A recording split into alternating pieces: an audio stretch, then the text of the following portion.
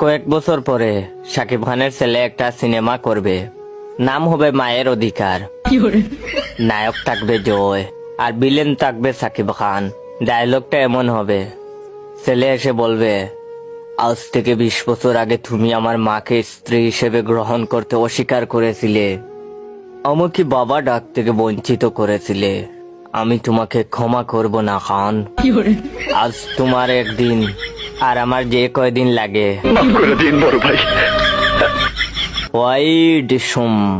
অপবিশ্বাস এসে বলবে, না বাবা একথা বললো না, শেষ হতে হলেও তোর জন্মদাতা পিতা আমার স্বামী, তার রক্ত তোর শরীরে, ক্ষমা কইরা দে বাবা।